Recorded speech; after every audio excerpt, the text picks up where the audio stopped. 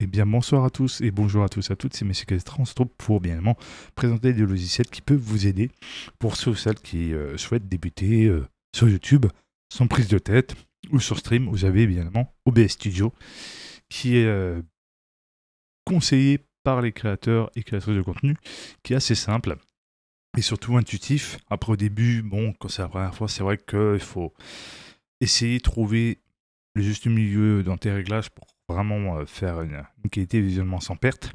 Vous avez des tutos pour ça, selon votre configuration de PC. Il est bien disponible pour Windows, macOS et Linux. Franchement, vous êtes tranquille pour ce côté-là. Vous pouvez le trouver soit sur Microsoft Store ou Steam. Mais en vrai, je peux vous conseiller, pour ceux qui sont sur Windows, de télécharger sur le site officiel. Après, vous sélectionnez Linux, là vous voyez les Flag Hub. Vous pouvez trouver directement sur le store dédié à Linux, vraiment pour le trouver, sans aucun souci, soit en Flatpak, soit en natif, selon la distribution qu'ils proposent, ça dépend.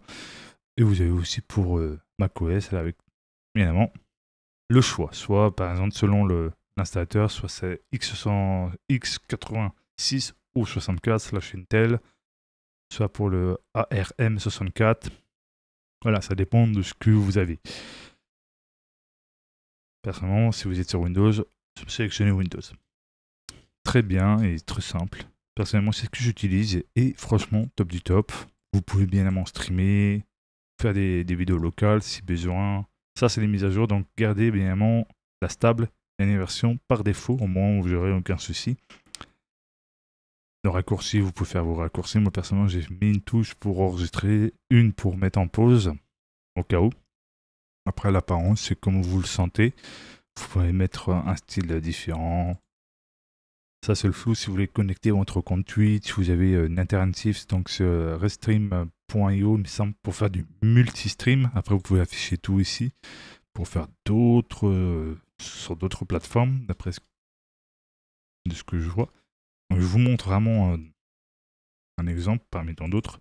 Sortie, c'est là où ça se regroupe. En général, ça vous touchez pas. Sortie, vous serez en simple. Vous mettez en avancé. Là, vous aurez plusieurs onglets. Stream, donc streaming, enregistrement, audio.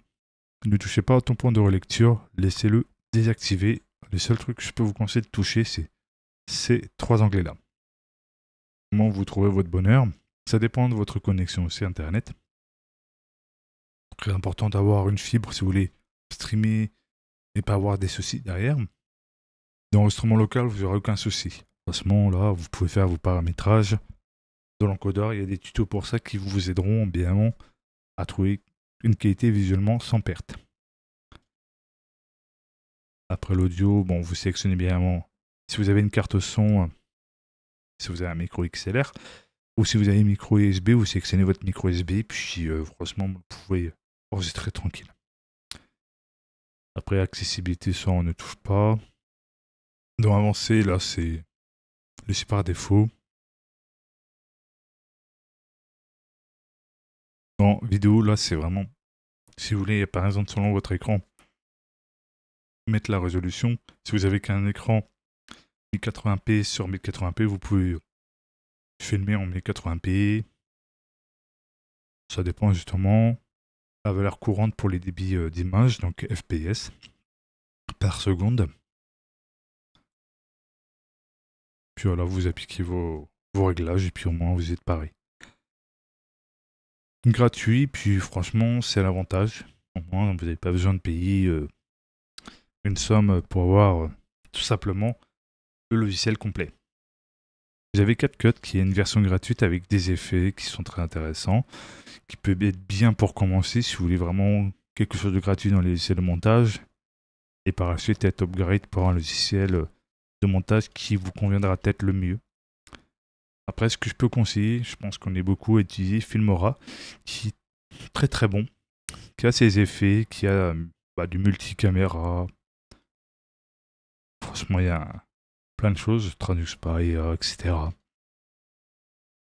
Alors, je vous fais un exemple, vous avez des musiques gratuites, évidemment, sont libres de droit, donc vous êtes tranquille.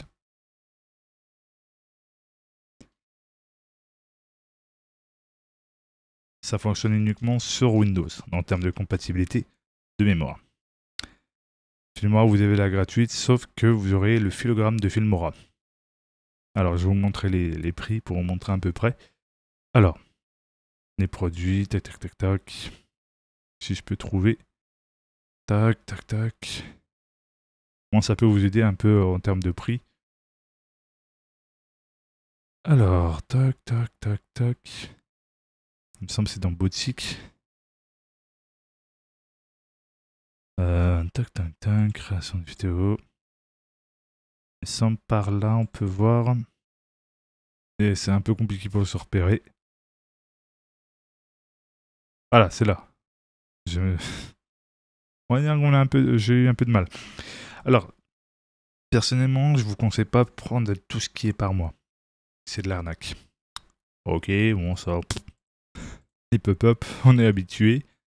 Je conseille vraiment la perpétuelle, au moins où vous avez qu'un paiement unique.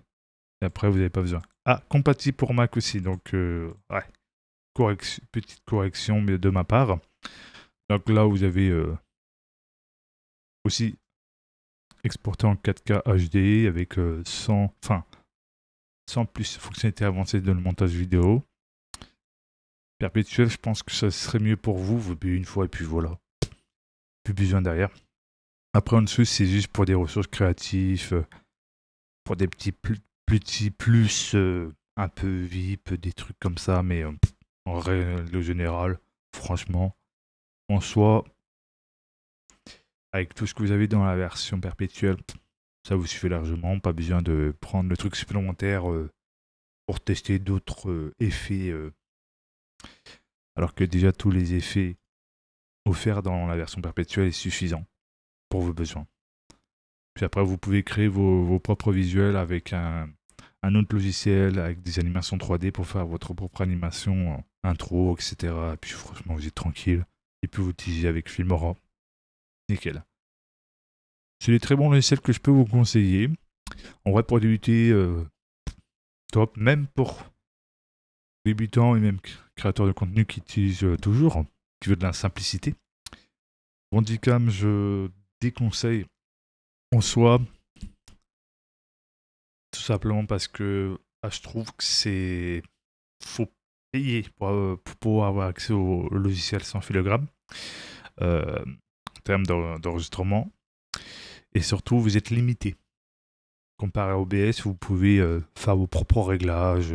Franchement, vous avez un peu plus de libre en termes de liberté, pouvoir configurer selon vos besoins, la qualité vidéo que vous recherchez, que vous voulez mettre, selon votre écran, selon votre configuration. En soi, OBS, il est simple, intuitif, et en vrai, avec les tutos qu'il y a sur Internet, vous allez facilement vous retrouver.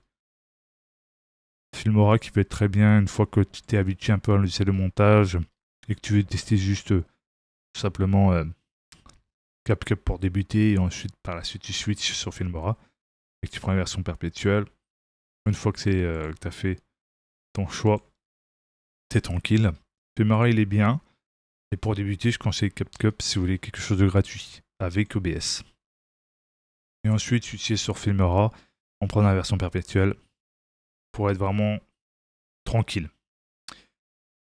Sony Vegas Pro, je conseille vraiment pas pour ceux qui font des vidéos YouTube, c'est plus généralement pour le cinéma. Sinon, il y a DVC de Resolve qui est intéressant, mais qui est très cher par rapport à Filmora. Je crois que c'est 220 €, je crois, pour la licence perpétuelle, un truc comme ça. Au moins pour la licence, pour avoir la clé, quoi. Pour la version pro, je trouve ça exagéré. Même si vous avez la version gratuite, mais ouais, c'est pas très rentable. En soi, comparé à Filmora qui reste quand même dans les prix quand même moins chers que les concurrents en termes de logiciels de montage, qui abusent beaucoup sur des prix comme Vegas, DaVinci Resolve, et d'autres qui, en gros, manipulent leurs consommateurs et consommatrices. Je dirais bien comme, comme on dit, Premiere Pro, par mois, ou je crois, ou par an. Je trouve ça exagéré quand même. C'est de l'arnaque. Alors que en soi, tu payes une fois, tu as ton logiciel, tu as les mises à jour offertes. Franchement, je pense que c'est le meilleur en termes de prix, on va dire, que tu investis sur le logiciel Filmora, tranquille. Et surtout, c'est ça qui est le plus important, c'est qu'un logiciel, quand tu l'as mis à jour, pas besoin de remettre de l'argent dedans. C'est le principal. En tout cas, n'hésitez pas à me dire dans les commentaires si ça a pu vous aider. Après, je suis pas non plus un voilà, parfait dans tous les domaines, mais j'essaye d'aider au maximum de mes connaissances. En tout cas, si ça vous a plu et aidé, ça fait avec grand plaisir, c'est la passion. Je continue derrière à tout simplement à me cultiver sur mes recherches, sur l'informatique, etc. pour pouvoir vous les partager. Ça vous permettra aussi de découvrir d'autres sujets sur l'informatique qui peut permettre de vraiment être intéressant et d'enrichir en connaissances. Prenez soin de vous, c'était Monsieur Kalitra. Bye bye.